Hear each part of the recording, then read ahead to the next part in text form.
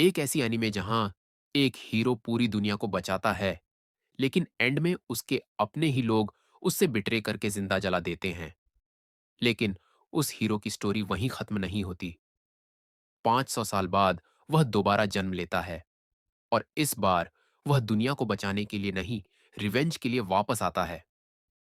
500 साल पहले सोलारिस नाम का एक बहुत पावरफुल किंगडम था।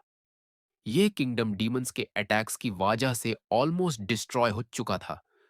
हर जगह फियर और डेथ थी। लोग सरवाइव करने के लिए स्ट्रगल कर रहे थे। लेकिन उस वक्त ह्यूमैनिटी के पास सिर्फ एक ही होप थी, अर्जन। अर्जन कोई नॉर्मल वॉरियर नहीं था।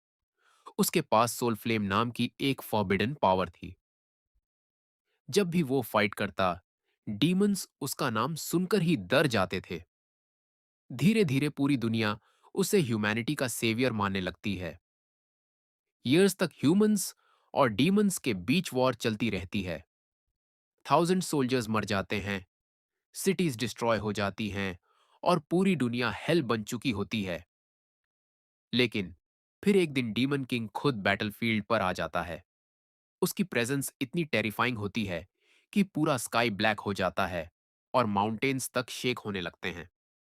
हर सोल्जर फियर में होता है, लेकिन अर्जन बिल्कुल काम खड़ा रहता है। उसे पता होता है कि यह फाइनल बैटल है। बैटल स्टार्ट होती है और पूरा बैटलफील्ड एक्सप्लोजन्स, मैजिक और डिस्ट्रक्शन से भर जाता है। डीमन किंग की डार्क पावर्स ऑलमोस्ट इम्पॉसिबल लग रही होती है, लेकिन एंड में अर्जन अपनी फुल सोल फ्लेम रिलीज कर देता है। एक मैसिव गोल्डन एक्सप्लोजन होता है और उसी मोमेंट डीमन किंग एग्जिस्टेंस से इरेज हो जाता है और फाइनली खत्म हो जाती है और ह्यूमैनिटी बच जाती है। लोग अर्जन को हीरो बोलते हैं, लेकिन पैलेस के अंदर कुछ और ही चल रहा होता है। किंग और मिनिस्टर्स सीक्रेटली अर्जन से फियर करने लगते हैं, क्योंकि अर्जन अब इतना पावरफुल हो चुका होता। ईकाई अगर वो चाहे तो पूरा किंगडम डिस्ट्रॉय कर सकता है। इसी फियर की वजह से किंग एक डेंजरस डिसीजन लेता है, अर्जेन को एलिमिनेट करने का। एक रात अर्जन को पैलेस बुलाया जाता है। उसे लगता है कि शायद उसे रिवॉर्ड दिया जाएगा, लेकिन जैसे ही वह थ्रोन रूम में एंटर करता है, मैजिक चेन्स उसकी बॉडी को बाइंड कर देती है। रॉयल नाइट्स उस पर अटैक कर देते हैं। अर्जन कंप्लीटली शॉक में होता है, क्योंकि जिस किंगडम को उसने सेव किया था, आज वही उसकी डेथ देखना चाहता था। और फिर उसे होली फ्लेम्स में जिंदा जला दिया जाता है।